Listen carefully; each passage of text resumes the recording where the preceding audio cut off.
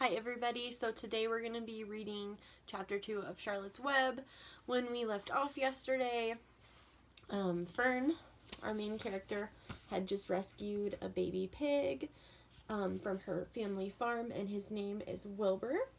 We learned about she has one brother named Avery and he's 10, and at the very end of the chapter, the kids went to school and all day all she could think about was Wilbur, her pig. So just to kind of refresh your memory. And we'll start chapter 2, which is called Wilbur. Fern loved Wilbur more than anything. She loved to stroke him, to feed him, to put him to bed. Every morning as soon as she got up, she warmed his milk, tied his bib on, and held the bottle for him. Every afternoon when the school bus stopped in front of her house, she jumped out and ran to the kitchen to fix another bottle for him. She fed him again at supper time and again just before going to bed.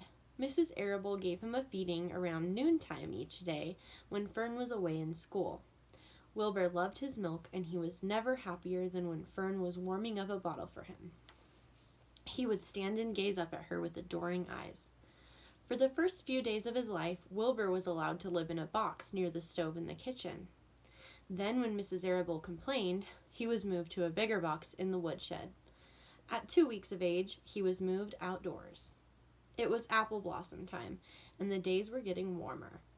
Mr. Arable fixed a small yard specially for Wilbur under an apple tree and gave him a large wooden box full of straw with a doorway cut in it so he could walk in and out as he pleased. "Won't he be cold at night?" asked Fern. "No," said her father. "You watch and see what he does." Carrying a bottle of milk, Fern sat down under the apple tree inside the yard. Wilbur ran to her, and she held the bottle for him while he sucked. When he had finished the last drop, he grunted and walked sleepily into the box. Fern peered through the door. Wilbur was poking the straw with his snout. In a short time, he had dug a tunnel in the straw.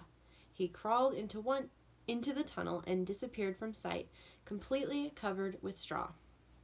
Fern was enchanted. It relieved her mind to know that her baby would sleep covered up and would stay warm. So here's a picture of Fern and Wilbur in his new little home.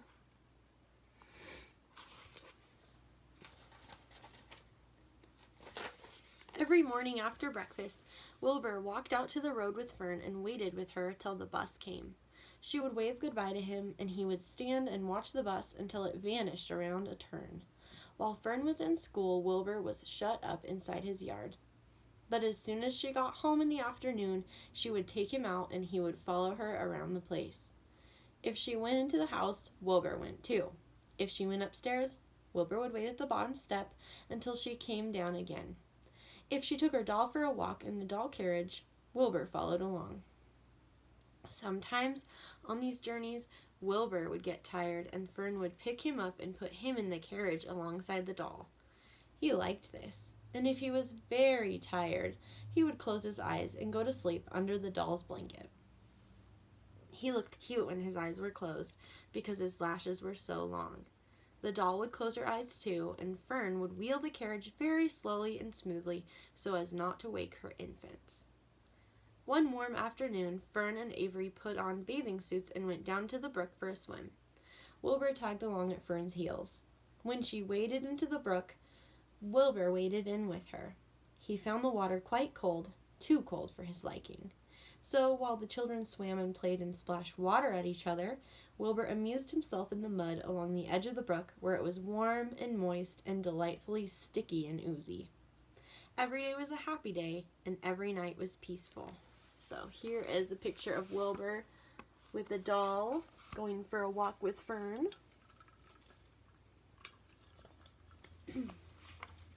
Wilbur was what farmers call a spring pig, which simply means he was born in the springtime. When he was 5 weeks old, Mr. Arable said he was now big enough to sell, and he would have to be sold. Fern broke down and wept, but her father was firm about it. Wilbur's appetite had increased. He was beginning to eat scraps of food in addition to milk. Mr. Arable was not willing to provide for him any longer. He had already sold Wilbur's 10 brothers and sisters. "He's gotta go, Fern," he said. "You've had your fun raising a baby pig, but Wilbur is not a baby anymore.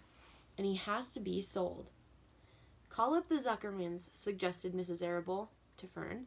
Your Uncle Homer sometimes raises a pig, and if Wilbur goes there to live, you can walk down the road and visit him as often as you like.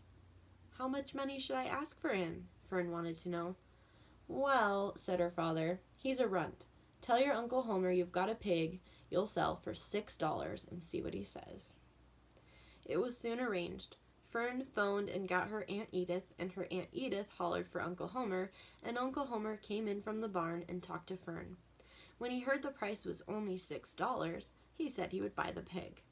Next day, Wilbur was taken from his home under the apple tree and went to live in a manure pile in the cellar of Zuckerman's barn.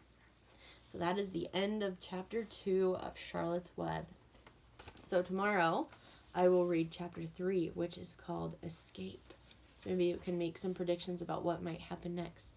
I hope you enjoyed the first 2 chapters, and I will be back tomorrow for chapter 3. Bye!